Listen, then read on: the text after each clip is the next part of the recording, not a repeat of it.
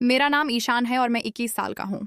मेरा कद 6 foot 1 inch है और कसरत का जुनून इस हद तक है कि हर सुबह गंगा नदी के किनारे दौड़ना और फिर घंटों अखाड़े में पसीना बहाना मेरी रोजमर्रा की जिंदगी का हिस्सा है। इसी वजह से मेरा शरीर मजबूत, गठा हुआ और देखने में किसी धार्मिक योद्धा जैसा लगता है। ये कहानी उस समय की है जब मैंने अपनी कॉलेज की पढ़ाई पूरी की थी और कुछ दिन आराम के लिए अपनी मौसी सुमन देवी के घर जाने का फैसला किया, जो दिल्ली के एक पॉश इलाके जनकपुरी में रहती हैं। मौसी सुमन देवी 43 साल की हैं, लेकिन उनकी सुंदरता और रखरखाव ऐसा है कि कोई उन्हें देखकर उनकी उम्र का अंदाजा नहीं लगा सकता। उनके चेहरे पर हमेशा एक नरम सी मुस्कुराहट रहती है, जो उनकी शख्सियत को और दिलकश बनाती है। वह घर को बड़े प्यार और सलीके से संभालती हैं। मेरे मौसा इंद्र कुमार शर्मा 45 साल के हैं और भारतीय रेलवे में एक उच्च पद पर कार्यरत हैं। वह अपने मातहतों में भी बहुत लोकप्रिय हैं और घर में उनकी मौजूदगी से एक खुशनुमा माहौल रहता है। वह हर छोटे बड़े फैसले में सबकी राय लेते हैं और सबको साथ लेकर चलते हैं। मेरी बड़ी बहन नेत्रा शर्मा 23 साल की हैं और हाल ही में उनकी शादी हुई है। वह देखने में बहुत खूबसूरत और सुलझी हुई लड़की है। उनका घर भी मौसी वालों की कॉलोनी में ही है, जो कि एक शांत और हरा भरा इलाका है। नेत्रा के पति का नाम सुनील दास है, जो 31 साल के हैं और मौसा के साथ ही रेलवे में अफसर हैं। सुनील एक मेहनती और ज़हीन व्यक्ति हैं, लेकिन कुछ समय से वह अपनी वैवाहिक जिंदगी में खोए खोए से नजर आते हैं। मेरी छोटी बहन आरना शर्मा 19 साल की है, कॉलेज की छात्रा है और उसकी मासूमियत और सुंदरता ऐसी है कि वह किसी वैदिक अप्सरा से कम नहीं लगती। वह हंसी मजाक करने वाली और शोख तबीयत की है। मेरी अपनी जिंदगी में पढ़ाई की कोई खास अहमियत नहीं थी। मुझे हमेशा अपने दोस्तों के साथ घूमना फिरना, नई जगहों की खोज करना और लड़कियों से बातचीत करना पसंद था। मैंने कभी इन चीज़ों में कोई शर्म महसूस नहीं की, बल्कि इसे अपनी फितरत का हिस्सा समझता था। जिंदगी इसी तरह लापरवाह तरीके से गुजर रही थी कि एक दिन मेरी बाइक मोटरसाइकिल अचानक खराब हो गई और मुझे उसे मैकेनिक के पास छोड़ना पड़ा। उस दिन मैं घर पर ही रहा। सुबह नाश्ता किया, थोड़ी देर बाहर निकला, लेकिन दिल नहीं लगा, तो वापस घर आ गया। वीडियो पर आगे बढ़ने से पहले यदि आपने हमारे चैनल को सब्सक्राइब नहीं किया है तो कृपया सब्सक्राइब करें और उसके बगल में घंटी को चालू करें। जब मैं घर पहुंचा तो मुझे अंदाजा था कि मौसा और सुनील अपने दफ्तर गए होंगे और नेत्रा अपने घर होगी, जबकि आरना कॉलेज गई होगी। इसलिए घर में सिर्फ मौसी सुमन देवी ही होंगी। मैंने दरवाज़ा बंद किया और सीधा अपने कमरे में चला गया, जो कि पहली मंजिल पर था। मुझे कमरे में आए अभी थोड़ी ही देर हुई थी कि दरवाजे पर घंटी बजी।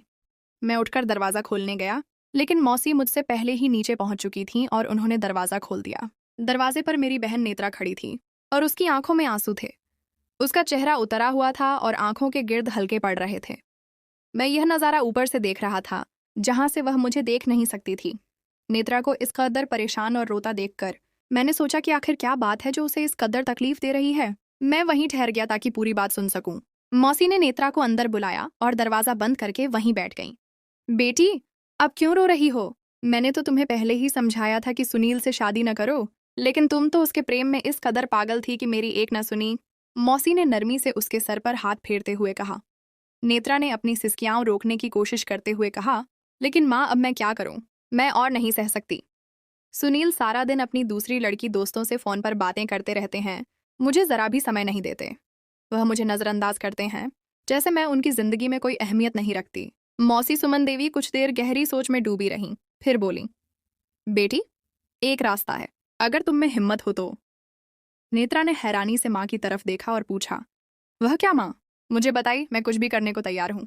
मौसी ने कहा, बेटी, एक रास्ता तो यह है कि तुम सुनील से विवाह विच्छेद, तलाक ले लो और अपनी नई जिंदगी शुरू करो। देखो, मैं तुम्हारी माँ हूँ, मैं तुम्हें कभी गलत सलाह नहीं दूंगी। मैं सिर्फ तुम्हारी खुशी चाहती हूँ। नेत्रा ने आंखों में उम्मीद लाते हुए कहा, इसीलिए तो मैंने आपको सब कुछ बताया है, ताकि आप मुझे कोई अच्छी और सही सलाह दें। मौसी ने कुछ देर खामोश रहने के बाद कहा, जैसा कि तुमने बताया है कि तुम्हारे पति के पास तुम्हारे लिए समय नहीं है और वह दूसरी लड़कियों से बातें करता है। ये कहते हुए मौसी ने नेत्रा को अपने फ़ोन से एक प्रसिद्ध होटल के प्रबंधक का नंबर दिया। तुम उससे जाकर मिलो और उसे अपने प्रेम में फंसाओ और सुनील से तलाक लेकर उससे शादी कर लो। ये तुम्हारी नई जिंदगी की तरफ एक कदम हो सकता है। जैसे ही मौसी ने वह नंबर बताया, मैंने तुरंत उसे अपने फ़ोन में सहेज लिया। मेरे जहन में एक उत्सुकता पैदा हुई कि आखिर इस होटल में ऐसा क्या है और नेत्रा वहां जाकर क्या करेगी। नेत्रा ने कॉल की और कुछ बुनियादी जानकारी देने के बाद उठी और सीधा मौसी के कमरे में चली गई, शायद और बातचीत या तैयारी के लिए। मैंने सोचा कि क्यों ना मैं भी उस जगह पर जाऊं और देखूं कि वहां क्या होता है। यह मेरे आवारा मिजाज का हिस्सा था। मैं अपने कमरे में आया और तुरंत मौसी के बताए हुए नंबर पर कॉल करने लगा। कॉल पर एक महिला ने जवाब दिया, जी सर, ईश्वर आपका दिन अच्छा करे। मैं आपकी क्या सहायता कर सकती हूँ? मैंने कहा, मैडम, मुझे आपके होटल का सदस्य बनना है। महिला ने पूछा, सर, क्या आप बता सकते हैं कि आपने यह नंबर किससे लिया है? मैंने तुरंत कह दिया, जी वह सुमन देवी मैडम ने दिया था। महिला ने हंसते हुए कहा, ओह, सुमन देवी जी, वह तो हमारी बहुत पुरानी और सम्मानित सदस्य हैं। ठीक है सर, आप अपना पता बता दें। मैंने थोड़ा झिझक कर कहा, लेकिन सुमन देवी जी ने तो कहा था कि आपके यहाँ कोई किसी को नहीं जानता, तो अब क्यों पता पूछ रही हैं? महिला ने जवाब दिया, सर, बस यह देखना था कि आपको वाकई मैडम सुमन देवी ने ही हमारा नंबर दिया है या कोई और बात है। यह हमारी सुरक्षा के लिए आवश्यक है। मैंने इत्मीनान से कहा, जी, अब मुझे बता दें कि मैं वहाँ कैसे आ सकता हूँ? महिला ने कहा, सर, जब आप हमारे होटल में आएंगे तो रिसेप्शन, स्वागत कक्ष पर मेरा नाम दिया रानी लेना, वह आपको मेरे पास भेज देगा। बाकी काम यहाँ पर हो जाएगा। मैंने भी ठीक है कहा और कॉल काट दी। मैं सोचने लगा कि अब रात को वहां जाने तक मुझे नेत्रा पर नजर रखनी होगी कि वह कौन सी पोशाक पहनती है और कब जाती है। दिन गुजारना मेरे लिए मुश्किल हो रहा था। हर लम्हा एक सदी लग रहा था। मैं बेसब्री से रात का इंतजार कर रहा था। आखिरकार शाम हुई और हमने रात का खाना 8 बजे तक खा लिया। खाना नेत्रा ने हमारे साथ ही खाया था। उस समय नेत्रा एक हल्के हरे रंग की सलवार, कमीज, कुर्ता पायजामा में थी, जो उस पर बहुत अच्छी लग रही थी और वह उसमें काफी खूबसूरत दिख रही थी। खाना खाते ही मैंने मौसी से कहा, मौसी, मैं जा रहा हूँ, रात को घर नहीं आऊंगा। मौसी ने फिक्रमंद लहजे में पूछा, क्यों ईशान, क्या बात है, कहाँ जा रहे हो? मैंने झूठ बोला, मौसी, बस वह यहाँ जब से आया हूँ, मेरा एक नया दोस्त राजेश बन गया है, तो बस उसके साथ घूमने जा रहा हूँ। शायद रात को उसी के घर ठहरूंगा। मैंने अपनी बाइक की चाबी ली और घर से निकल गया। मैं घर से निकलकर करीब ही एक छोटे से मनोरंजन पार्क आरामगाह में रुक गया और छिपकर देखने लगा कि नेत्रा किस समय घर से निकलती है और किस दिशा में जाती है। मुझे उस होटल का नंबर तो मालूम था, लेकिन उसका पूरा पता और नाम नहीं मालूम था। नेत्रा कोई 9 बजे के करीब अपनी गाड़ी में घर से निकली और मेरे करीब से गुजर गई। मैं भी नेत्रा के पीछे चल पड़ा। नेत्रा सीधा दिल्ली के प्रतिष्ठित क्षेत्र कनॉट प्लेस की तरफ जा रही थी और मैं उसकी गाड़ी से एक उचित दूरी रखकर उसका पीछा कर रहा था। चलते चलते नेत्रा की गाड़ी एक बड़े और शानदार होटल एड वाइब्रेंट हेवन के बाहर पार्किंग एरिया, वाहन खड़ा करने का स्थान में खड़ी हो गई। मुझे काफी हैरानी हुई कि नेत्रा इस तरह के महंगे और आलीशान होटल में क्यों आई है। मैंने कुछ देर इंतजार किया ताकि वह अंदर चली जाए। फिर मैंने भी अपनी बाइक को पार्किंग में खड़ा किया और सीधा अंदर चला गया, लेकिन वहां मुझे नेत्रा कहीं नजर नहीं आई। मैंने कुछ देर और इंतजार किया और फिर सीधा रिसेप्शन, स्वागत कक्ष की तरफ चल पड़ा और जाकर वहां खड़े प्रबंधक के सामने दिया रानी का नाम लिया। प्रबंधक ने हड़बड़ाकर मेरी तरफ देखा, जैसे उसे उम्मीद नहीं थी कि कोई यह नाम लेगा। उसने तुरंत मुझे एक तरफ बने हुए एक दरवाजे की तरफ इशारा कर दिया। मैं चुपचाप वहां से सीधा उस दरवाजे में दाखिल हो गया। सामने एक साफ सुथरा और आधुनिक कमरा था, जहां एक 35-36 साल की महिला बैठी हुई थी। वही दिया रानी थी। मुझे देखते ही वह बोली, जी सर, नमस्कार, मैं आपकी क्या सहायता कर सकती हूँ? मैंने कहा, जी वह मैंने फ़ोन किया था आपको। दिया रानी ने मुस्कुराते हुए कहा, सर, यहाँ तो काफ़ी लोग फ़ोन करते ही रहते हैं, आप अपनी बात करें। मैंने कहा, जी वह सुमन देवी मैडम ने मुझे भेजा है। ये बात करते हुए मैं थोड़ा घबराया हुआ था, क्योंकि मैं नहीं जानता था कि यहाँ का सिस्टम क्या है। दिया रानी ने मेरी तरफ गौर से देखा और बोली, ठीक है सर, 15,000 रुपये सदस्यता शुल्क जमा करवा दें और मैं आपका कार्ड बना देती हूँ। कुछ ही देर में मेरा सदस्यता कार्ड बन गया। दिया रानी ने मुझे एक लिफ्ट के जरिए नीचे तहखाने भूमिगत कक्ष में भेज दिया, जो दरअसल इस होटल का गुप्त क्लब था। मैंने अपने चेहरे पर मास्क, मुखौटा पहन लिया, जो वहां का एक नियम था, ताकि कोई किसी को पहचान न सके। मैं एक बड़े हॉल में पहुंचा जहां हर तरफ खुशबू फैली हुई थी और परिचारिकाएं, सर्विस देने वाली महिलाएं खूबसूरत पोशाकों में इधर उधर घूम रही थीं। माहौल बहुत शांत और हल्की रोशनी से सजा हुआ था। मैं इधर उधर देखने लगा तो नेत्रा मुझे एक तरफ की मेज पर बैठी हुई नजर आई। उसके साथ एक उम्रदराज आदमी भी बैठा हुआ था जो 50 की दहाई में लग रहा था। मैं समझ गया कि शायद यह वही आदमी है जिससे नेत्रा मिलने के लिए आई थी। मैं सीधा वहां जाकर बैठ गया। मेरे बैठते ही उस आदमी ने गुस्से से कहा, देख नहीं रहे कि हम यहाँ आपस में बात कर रहे हैं? अब किसी और मेज पर बैठ जाओ और किसी और को दोस्त बना लो, ये हमारी निजी बातचीत है। मैंने अपनी आवाज को बदलने की कोशिश करते हुए कहा, सर, यहाँ कोई भी कहीं भी और किसी के साथ भी बैठ सकता है। ये एक सामान्य जगह है। आप कौन होते हैं मुझे यहाँ से उठने के लिए बोलने वाले? नेत्रा भी शायद उस आदमी से तंग आ चुकी थी, इसलिए तुरंत ही बोली, कृपया आप बैठें यहाँ। मेरा मन नहीं कर रहा है कि ये व्यक्ति और यहाँ बैठे। मैं नेत्रा के पास बैठ गया तो वह बूढ़ा वहां से गुस्सा करता हुआ उठा और चला गया। तो नेत्रा ने मुझे देखकर एक लंबी सांस ली और कहा, बहुत बहुत धन्यवाद कि आपने मेरी इस बूढ़े से जान बचा ली। ये बहुत ज्यादा जोर दे रहा था। मैंने मुस्कुराते हुए कहा, कोई बात नहीं। नेत्रा ने मेरी तरफ देखते हुए कहा, वैसे आपकी उम्र क्या है? मैंने अपनी आवाज और बदलकर मुस्कुराते हुए कहा, शायद 22 साल होगी। क्योंकि हॉल में हल्का अंधेरा था और मैंने मास्क भी पहना हुआ था, इसलिए मुझे पहचान लिए जाने का कोई डर नहीं था। मैंने कहा, देखिए, यहाँ मैं एक अच्छे दोस्त की तलाश में आया हूँ, जिससे मैं बहुत सारी बातें कर सकूं और अपने दिल की बात कह सकूं। नेत्रा थोड़ा सा शर्माई और बोली, आप बड़ी अच्छी बातें करते हैं, मुझे आपकी बातें सुनकर अच्छा लग रहा है। मैंने कहा, मैं हूं ही बहुत अच्छा। फिर मैंने उससे सवाल किया, क्या आप अपने पति के साथ नहीं आई हैं? तो नेत्रा ने दुख भरे लहजे में कहा, नहीं, मैं अकेली आई हूँ। मेरे पति मुझे समय ही नहीं देते, सारा दिन दूसरी लड़कियों से बातें करते हैं फोन पर, उन्हें मेरी परवाह ही नहीं है। फिर मैंने कहा, मतलब आपके पति यहाँ आपके साथ नहीं आए? नेत्रा ने कहा, जी हाँ, नहीं आए। मुझे लगा शायद यहाँ मुझे कोई ऐसा व्यक्ति मिल जाए जो मुझे समझे। फिर नेत्रा ने थोड़ी देर बाद कहा, मैं तुमसे दोस्ती करना चाहती हूँ और तुम कहो तो मैं अपने चेहरे से मास्क हटा देती हूँ और तुम भी हटा दो। मुझे तुम पर भरोसा हो रहा है। मैं नेत्रा की बात सुनकर परेशान हो गया। मेरे दिल की धड़कन तेज हो गई, क्योंकि मैं नहीं चाहता था कि वह मुझे पहचान ले। इससे पहले कि मैं नेत्रा को कोई जवाब देता, नेत्रा ने खुद ही अपना मास्क उतार दिया। उसका खूबसूरत चेहरा सामने आया, आंखों में एक उम्मीद और मासूमियत थी। नेत्रा ने मास्क उतारने के बाद कहा, ये लो, मैंने तुम पर भरोसा किया है और अपना चेहरा तुम्हें दिखा दिया है। अब तुम्हारी बारी है। मैंने कहा, लेकिन मैं आपको अपना चेहरा नहीं दिखा सकता। नेत्रा बोली, क्यों नहीं दिखा सकते? क्या बुराई है तुम में? तुम डर क्यों रहे हो? मैंने झूठ बोला, बुराई तो नहीं है, लेकिन आप मेरा चेहरा देखकर मुझसे नाराज हो जाएंगी। नेत्रा बोली, नहीं होंगी नाराज, भला इसमें कोई नाराज होने वाली बात है? मैं खुद ही तो तुम्हें अपना चेहरा दिखा रही हूँ और तुम्हें अपना चेहरा दिखाने के लिए बोल रही हूँ। अब मैं काफी ज्यादा डर गया था कि अब मैं नेत्रा को क्या जवाब दूं और किस तरह से अपनी सच्चाई छिपा लूं। नेत्रा ने कहा, क्या हुआ, इतना शर्मा क्यों रहे हो? मैं लड़की होकर तुम्हें अपना चेहरा दिखाया है और तुम डर रहे हो। मैंने हकलाते हुए बोला, मैं डर नहीं रहा हूँ, बस मैं यह सोच रहा हूँ कि क्या यह उचित है। और मैं सोचने लगा कि यहाँ से किसी तरह निकल जाऊं। और इससे पहले कि मैं वहां से निकलने की कोशिश करता, वह हो गया जिसके लिए मैं बिल्कुल तैयार नहीं था। हुआ यह कि नेत्रा ने जल्दी से मेरा मास्क खुद ही खींचकर उतार दिया था और मेरा चेहरा देखते ही चीख पड़ी, ईशान! उसकी आंखों में आश्चर्य, सदमा और गुस्सा एक साथ था। मैं अब अपने सर को झुकाकर बैठा रहा और कुछ नहीं बोला। मैं शर्मिंदगी और डर से पसीने पसीने हो गया था। मेरा सारा प्लान धरा का धरा रह गया था। अब मैं तुरंत उठा और नेत्रा से आंखें मिलाए बिना वहां से तेजी से निकल आया। मैंने पीछे मुड़कर नहीं देखा। मुझे नहीं पता कि नेत्रा मेरे जाने के कितनी देर बाद वहां से निकली और उसने क्या सोचा। मैं सीधा घर आया और अपनी बाइक को बिना पार्क किए छोड़ दिया और 2 दिन तक मौसी के घर भी नहीं गया। मैंने अपना मोबाइल दूरभाष भी बंद रखा ताकि कोई मुझसे संपर्क न कर सके। तीसरे दिन मुझे मोबाइल ऑन करना पड़ा।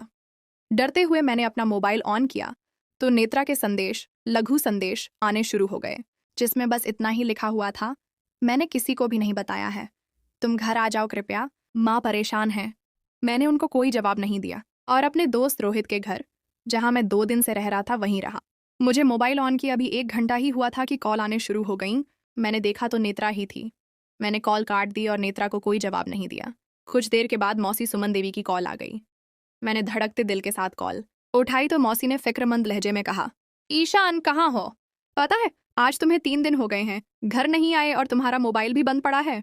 मैंने कहा, मौसी, वह मेरा मोबाइल खराब हो गया था और मैं आपको बताकर तो आया था कि मैं अपने दोस्त रोहित के साथ हूँ। मौसी ने मेरी बात सुनते ही कहा, ठीक है, चलो जल्दी से घर आ जाओ, तुम्हारे मौसा बहुत परेशान हैं। अगर आज भी तुमसे बात नहीं होती तो वह पुलिस थाने आरक्षक केंद्र जा रहे थे तुम्हारी रिपोर्ट सूचना कराने। मैंने मौसी को ठीक है कहा और कॉल काट दी और उठकर घर की तरफ चल पड़ा और सारे रास्ते यही सोचता रहा कि नेत्रा का सामना कैसे करूंगा। क्या वह मुझसे नाराज होगी? क्या वह मौसी और मौसा को सब कुछ बता देगी? डरते हुए मैं घर आ गया तो सामने ही नेत्रा ड्राइंग रूम में बैठी हुई थी और उसका चेहरा दूसरी तरफ था। मुझे अंदर आते देखकर नेत्रा ने अजीब नजरों से मेरी तरफ देखना शुरू कर दिया। उसकी आंखों में अब कोई गुस्सा नहीं था, बस एक गहरी सोच थी। मैं सर को झुकाकर वहां से अपने कमरे की तरफ जाने लगा कि मौसी भी आ गई और मुझे देखते ही बोल पड़ी, ईशान आ गया। बेटा तुम ठीक तो हो? मैंने मौसी को क्षमा करें बोला और अपने कमरे में आ गया और सोचने लगा कि जो भी उस रात मैंने नेत्रा के साथ बातें की, नेत्रा ने मौसी को बताया क्यों नहीं। मेरे पास इस बात का कोई जवाब नहीं था। और जवाब था तो सिर्फ नेत्रा के पास, जो अभी किसी शांत सागर की तरह खामोश बैठी हुई थी। और मैं नेत्रा की इस खामोशी से डर रहा था कि पता नहीं कौन सा तूफान चक्रवात आने वाला है। खैर, दिन इसी तरह गुजर गया और नेत्रा भी शाम को अपने घर चली गई थी। रात हो गई थी। मैं डाइनिंग टेबल पर बैठा खाना खा रहा था कि मौसी ने कहा, ईशान, तुम्हारी बहन नेत्रा का फोन आया था। नेत्रा के फोन की बात सुनते ही मुझे जोर का झटका लगा और मैंने पानी का ग्लास उठाकर एक ही सांस में पानी पी गया और बोला, जी मौसी, क्या कह रही थी नेत्रा? मौसी ने कहा, वह कह रही थी कि आज उसके पति सुनील ने घर नहीं आना तो तुम्हें उसके पास भेज दूं। मैंने कहा, मौसी, वह तो पहले भी अक्सर घर से बाहर ही रहते हैं, आज क्या कोई खास बात है? मौसी ने कहा, पता नहीं, कह रही थी कि दिल घबरा रहा है, अकेली है, ईशान को भेज देना। मैंने कहा, तो मौसी, अब नेत्रा को ही यहाँ बुला लो ना, मेरा जाना कौन सा जरूरी है, हम सब मिलकर बातें करेंगे। मैं नेत्रा का सामना नहीं करना चाहता था, इसलिए बहाने बना रहा था। मौसी ने कहा, मैंने तो कहा था कि यहीं आ जाओ, सब होंगे, तुम्हारा मन भी लग जाएगा। लेकिन वह नहीं मानी और कहने लगी कि बस अब ईशान को भेज दो, और कॉल काट दी। मैं चुप हो गया और कुछ नहीं बोला तो मौसी ने कहा, ईशान, चले जाना खाना खाकर। मैंने हाँ में सर हिला दिया और कोई जवाब नहीं दिया, लेकिन सोच में पड़ गया कि अब नेत्रा पता नहीं क्या कहेगी। क्या यह उसका कोई बदला लेने का तरीका है? मैं खाना खाने के बाद नेत्रा के घर की तरफ चल पड़ा। मेरे दिल की धड़कन तेज हो रही थी और माथे से पसीना निकल रहा था। हर कदम मुझे भारी लग रहा था। जाकर मैंने दरवाजे की घंटी बजा दी। उस समय मेरे माथे से पसीना निकल रहा था और हाथों में हल्की कंपी छाई थी। दरवाजा नेत्रा ने ही खोला और मुझे देखते ही एक तरफ हट गई और मुझे अंदर आने के लिए रास्ता दे दिया। उसके चेहरे पर कोई भाव नहीं था, जो मुझे और परेशान कर रहा था। मैं धड़कते दिल के साथ अंदर चला गया तो नेत्रा ने दरवाजा बंद कर दिया और मेरी तरफ देखे बिना अपने कमरे में चली गई, जैसे मुझे वहां छोड़कर वह किसी गहरी सोच में डूब गई हो। अब मुझे समझ नहीं आ रही थी कि मैं क्या करूं, और नेत्रा के पास उनके कमरे में जाने की मुझ में हिम्मत नहीं हो रही थी। मैं वहीं सोफे पर बैठ गया और टीवी ऑन करके एक बॉलीवुड फिल्म देखने लगा, लेकिन इन हालात में फिल्म की तरफ भी ध्यान नहीं दे पा रहा था। मेरा जहन नेत्रा के प्रतिक्रिया के गिर्द घूम रहा था कि वह आज बहुत गुस्से में है या शायद कुछ और ही सोच रही है। मैं काफी देर तक बैठा फिल्म देखता रहा, लेकिन मेरे जहन में सैकड़ों सवाल घूम रहे थे। रात के कोई 10 बज चुके थे और मेरे और नेत्रा के अलावा घर में और कोई था भी नहीं। खामोशी छाई हुई थी जो मेरे डर को और बढ़ा रही थी। फिर कोई 10:15 पर नेत्रा अपने कमरे से बाहर आई। उसने एक साधारण लेकिन खूबसूरत सूती साड़ी पहनी हुई थी और उसके बाल खुले हुए थे। मेरी तरफ देखते हुए उसकी आवाज में एक अजीब सी नरमी थी। ईशान, मेरे कमरे में आओ। ये कहकर वह वापस मुड़ गई और अपने कमरे में चली गई।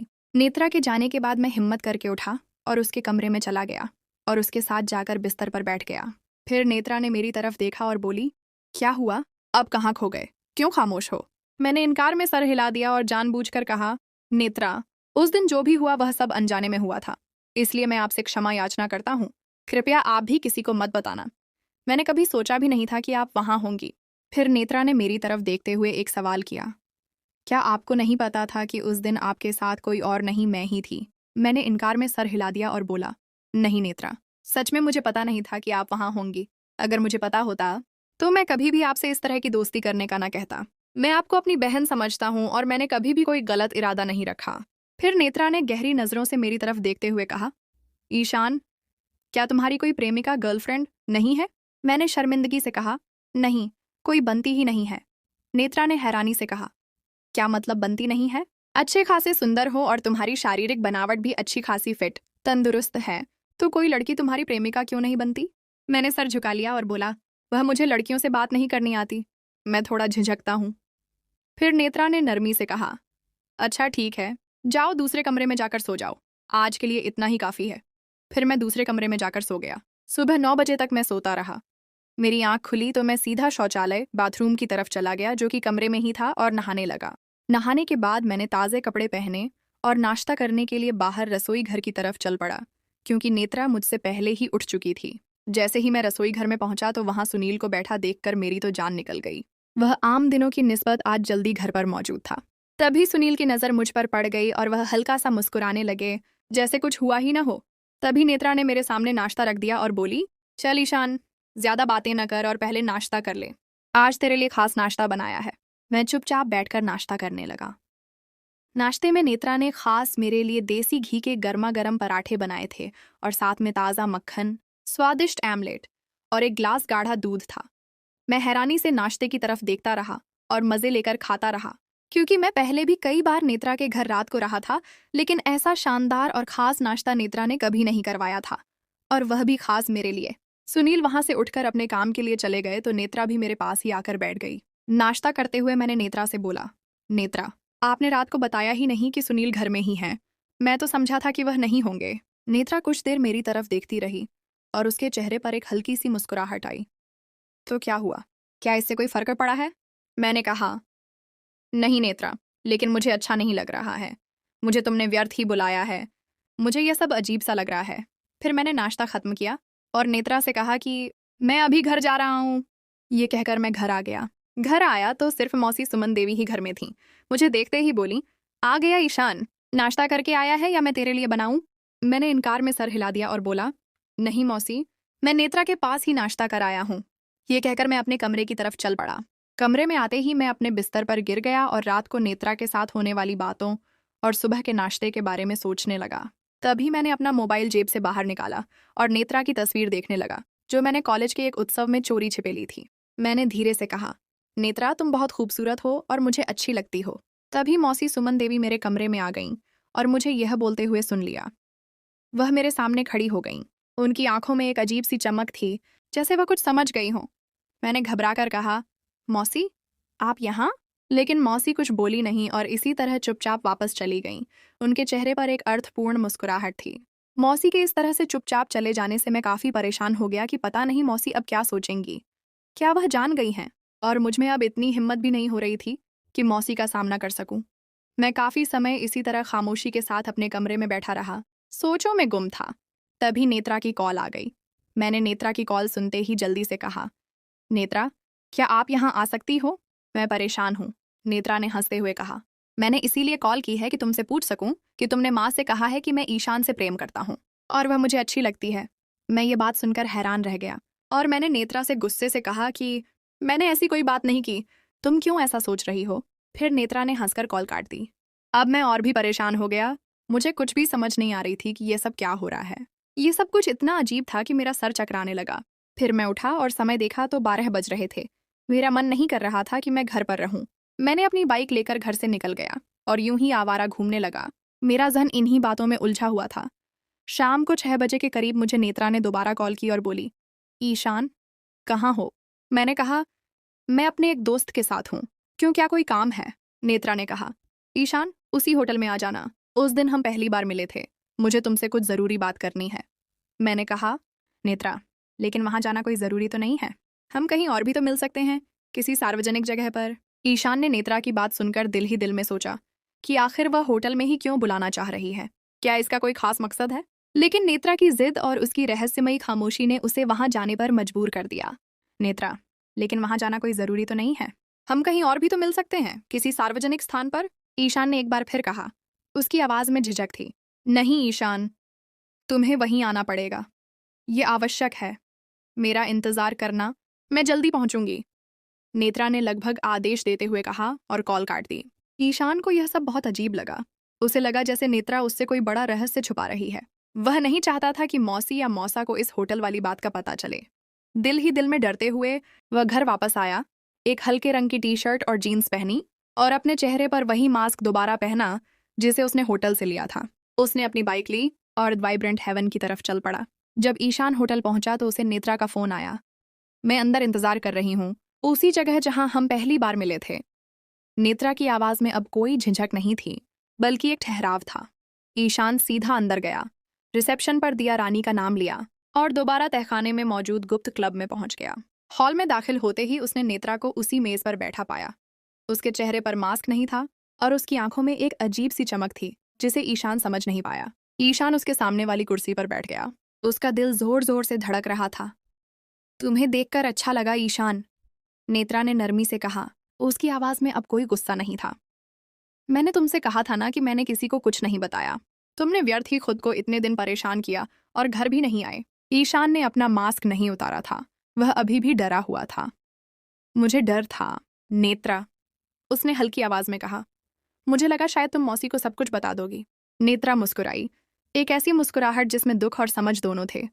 ईशान, मैं तुम्हारी बहन हूं, मैं भला ऐसा क्यों करूंगी, उसने कहा और फिर एक लंबी सांस ली। मैंने तुम्हें यहाँ इसलिए बुलाया है कि मैं तुमसे कुछ और बात करना चाहती हूँ। ईशान हैरान था। क्या बात नेत्रा? मैंने मौसी की बात मानी थी कि सुनील से अलग हो जाऊं, लेकिन मुझे नहीं लगता कि यह सही रास्ता है। नेत्रा ने अपने हाथों को मेज पर जोड़ा। मैं एक रिश्ता तोड़ने के लिए दूसरे रिश्ते में क्यों जाऊं? मुझे कुछ और समझ आ रहा है ईशान। ईशान खामोश रहा। उसे लगा जैसे नेत्रा ने कोई बहुत महत्वपूर्ण फैसला कर लिया है। मैंने गौर किया है ईशान कि सुनील की बेरुखी की वजह शायद मैं खुद भी हूं। शायद मुझे उन्हें ज्यादा समय देना चाहिए, उनकी बातों पर गौर करना चाहिए। नेत्रा ने कहा, मैंने तुम्हारी बात सुनी थी कि तुम्हारी कोई प्रेमिका नहीं बनती क्योंकि तुम्हें लड़कियों से बात करनी नहीं आती। नेत्रा ने ईशान की तरफ देखा।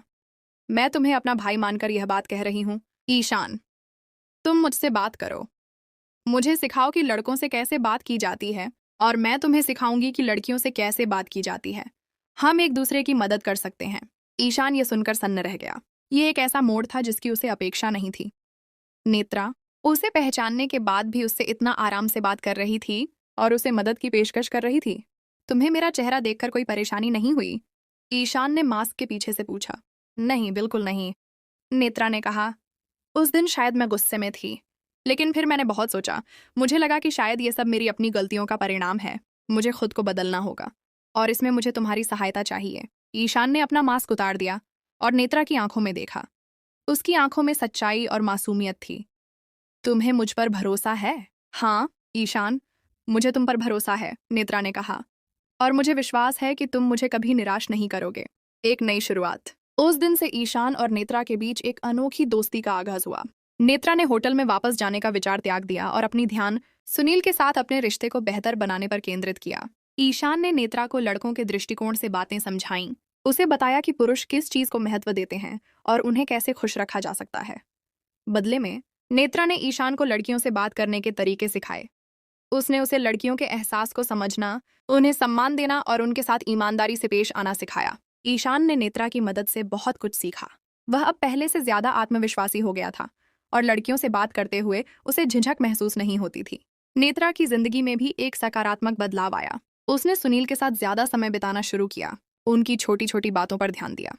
उसने घर में एक खुशनुमा माहौल बनाने की कोशिश की, जिसका असर सुनील पर भी पड़ा।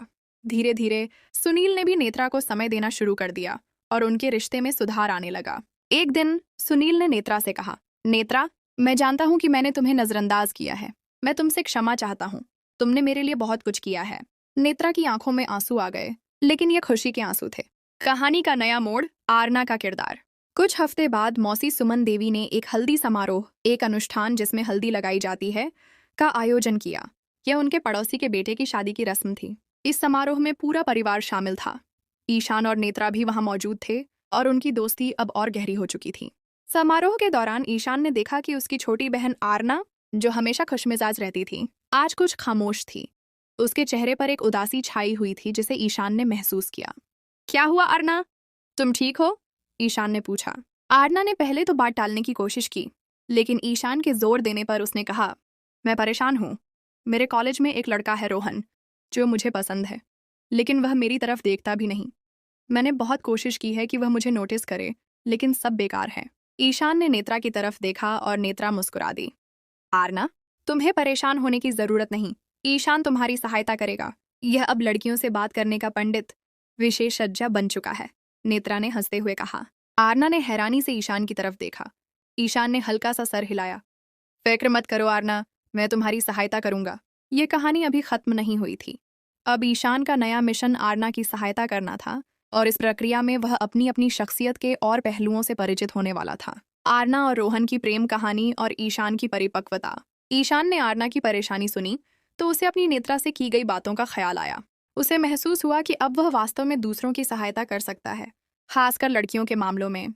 आरना, चिंता मत करो, रोहन की यह बेरुखी ज्यादा देर नहीं रहेगी, ईशान ने आत्मविश्वास भरे लहजे में कहा। मैं तुम्हारी सहायता करूंगा, बिल्कुल वैसे ही जैसे नेत्रा ने मेरी सहायता की है। आरना ने उत्सुकता से ईशान की तरफ देखा। आप मेरी क्या सहायता करेंगे ईशान भैया? वह तो मुझे देखता भी नहीं है, नेत्रा ने मुस्कुराते हुए कहा। आरना, ईशान अब महिलाओं के हृदय जीतने का गुरु बन चुका है। ये तुम्हें बताएगा कि लड़कों को क्या पसंद है और कैसे उन्हें अपनी तरफ आकर्षित किया जाता है। ईशान ने नेत्रा की बात पर हंसते हुए कहा, चलो तुम दोनों बैठो। पहले मुझे रोहन के बारे में विस्तार से बताओ। वह कैसा है? उसे क्या पसंद है और तुमने अब तक उसे प्रभावित करने के लिए क्या कुछ किया है। आरना ने बताया कि रोहन उसके कॉलेज का सबसे बुद्धिमान और गंभीर लड़का था। वह पढ़ाई में बहुत अच्छा था और उसे किताबें पढ़ना और सामाजिक कार्यों, समाज सेवा में हिस्सा लेना पसंद था। आरना ने अब तक उसे प्रभावित करने के लिए कॉलेज के प्रतियोगिताओं में भाग लिया था। उसके सामने ज्यादा सुंदर बनने की कोशिश की थी, लेकिन सब व्यर्थ रहा था। ईशान ने दोनों की बातें सुनकर एक गहरी सांस ली। आरना, तुम्हारी गलती यह है कि तुम वह कर रही थी जो सामान्य लड़कियां करती हैं। तुम्हें रोहन के स्वभाव को समझना होगा। अगले कुछ दिनों तक ईशान ने आरना को कुछ अनोखी बातें सिखाईं। बाहरी सुंदरता से ज्यादा आंतरिक आकर्षण। ईशान ने आरना को समझाया कि रोहन जैसा लड़का सिर्फ बाहरी सुंदरता पर ध्यान नहीं देगा, बल्कि उसे ऐसी लड़की पसंद आएगी जो बुद्धिमान हो, जिसकी सोच अच्छी हो और जो सामाजिक समस्याओं में रुचि रखती हो। साझी रुचियां। रोहन की पढ़ाई में रुचि है तो तुम भी उसकी क्लास में पढ़ाई पर ज्यादा ध्यान दो। उसकी लाइब्रेरी में उसके साथ जाकर किताबें पढ़ो। ईशान ने सलाह दी। जब उसे लगेगा कि तुम भी उसके जैसी हो तो वह खुद तुम्हारी तरफ आकर्षित होगा। बातचीत का कौशल। ईशान ने आरना को सिखाया कि रोहन से कैसे गंभीर विषयों पर बात की जाए, कैसे उसके विचारों को सुना जाए और अपनी राय दी जाए, और कैसे उसकी बुद्धिमत्ता की प्रशंसा की जाए। जरूरी नहीं कि तुम हर रोज नए फैशन के कपड़े पहनो। साफ सुथरे और सादे वस्त्र में भी तुम सुंदर लग सकती हो। और सबसे महत्वपूर्ण बात, अपने चेहरे पर हमेशा एक शांत और मैत्रीपूर्ण मुस्कुराहट रखो। ईशान ने नसीहत दी। आरना ने ईशान की बातों पर पूरी तरह अमल किया। उसने कॉलेज में पढ़ाई पर ज्यादा ध्यान दिया, रोहन की पसंदीदा किताबें पढ़ना शुरू की और सामाजिक वार्ताओं में हिस्सा लेना शुरू किया। वह रोहन के करीब लाइब्रेरी में बैठने लगी और धीरे धीरे दोनों के बीच पढ़ाई से संबंधित छोटी छोटी बातें शुरू हो गईं। आरना अब कृत्रिम मुस्कुराहटों की बजाय अपनी प्राकृतिक, मासूम मुस्कुराहट का उपयोग करने लगी थी। कुछ ही हफ्तों में रोहन ने आरना में एक बदलाव महसूस किया। वह देखता कि आरना सिर्फ सुंदर नहीं बल्कि बुद्धिमान और समझदार भी है। वह उसके विचारों से प्रभावित होने लगा। एक दिन कॉलेज की लाइब्रेरी में रोहन ने खुद आरना से बात शुरू की। आरना, मैंने देखा है कि तुमने हाल ही में भगवद गीता पर बहुत अच्छा शोध किया है। क्या तुम इस पर मेरे साथ और बात कर सकती हो? आरना की आंखों में चमक आ गई। उसे विश्वास नहीं आया कि रोहन ने खुद उससे बात शुरू की है। दोनों ने घंटों दर्शन और जीवन के बारे में बात की। उनकी दोस्ती गहरी होने लगी और धीरे धीरे यह दोस्ती एक खूबसूरत रिश्ते में बदल गई। ईशान की जिंदगी का सफर और कहानी का समापन। एक शाम नेत्रा ईशान के कमरे में आई। ईशान, तुमने आरना की बहुत सहायता की है। देखो, आज वह कितनी खुश है। ईशान ने मुस्कुराते हुए कहा, यह सब आपकी वजह से है नेत्रा। आपने मुझे लड़कियों से बात करने का हुनर सिखाया। नेत्रा ने कहा, ईशान, मुझे भी तुमने बहुत कुछ सिखाया। सुनील और मेरे रिश्ते में बहुत सुधार आया है। अब वह मुझे समय देते हैं और हमारा रिश्ता पहले से ज्यादा मजबूत हो गया है। लेकिन नेत्रा, मुझे अब भी समझ नहीं आया कि आपने मौसी को यह सब कुछ बताया क्यों नहीं? ईशान ने पूछा। नेत्रा ने एक गहरी सांस ली। ईशान, ये सब मेरे लिए एक सबक था। मैं नहीं चाहती थी कि मेरी वजह से परिवार में कोई बात बने। मैंने तुम्हें बचाया और तुमने मुझे बचाया। ये एक रहस्य है जो हमारे बीच रहेगा। कभी कभी सच्चाई से ज्यादा महत्वपूर्ण चुप्पी और रिश्ते की रक्षा होती है। ईशान ने सर हिलाया। उसने नेत्रा की गहराई को महसूस किया। इस घटना ने ईशान को न केवल लड़कियों से बात करना सिखाया था, बल्कि उसे जीवन की सच्चाइयों को समझने और रिश्तों की कद्र करने का हुनर भी दिया था। वह अब एक आवारा मिजाज लड़का नहीं रहा था, बल्कि एक जिम्मेदार और समझदार युवक बन चुका था। कुछ महीने बाद ईशान को एक प्रतिष्ठित विश्वविद्यालय में दाखिला मिल गया, जहां वह अपनी पढ़ाई पूरी करने चला गया। उसके अंदर अब न केवल ज्ञान की प्यास थी, बल्कि उसे अपने भविष्य को एक नई दिशा देने की लगन भी थी। नेत्रा और आरना दोनों की शुभकामनाएं उसके साथ थीं। ईशान ने अपनी कॉलेज की पढ़ाई के दौरान भी कई लड़कियों से दोस्ती की, लेकिन उसका रवैया अब बहुत अलग था। वह हर रिश्ते को सम्मान देता था और उसकी बातों में अब सिर्फ सतहीपन नहीं, बल्कि गहराई और समझदारी भी थी। उसने आखिरकार एक समझदार और दयालु लड़की, राधिका, से दोस्ती की, जो उसकी जीवन संगिनी बन गई। ये कहानी सिर्फ ईशान की नहीं थी, बल्कि यह रिश्तों की परिपक्वता, गलतफहमियों के निवारण और प्रेम की नई परिभाषा की कहानी थी। ईशान ने एक सबक सीखा था कि वास्तविक सुंदरता और आकर्षण सिर्फ बाहरी नहीं होता, बल्कि मनुष्य के चरित्र, उसकी समझदारी और दूसरों की सहायता करने की नीयत में छिपा होता है। और कभी कभी भाग्य हमें ऐसे मोड़ पर ले आता है जहां हमारे सबसे मुश्किल अनुभव ही हमें जीवन के सबसे महत्वपूर्ण सबक सिखाते हैं।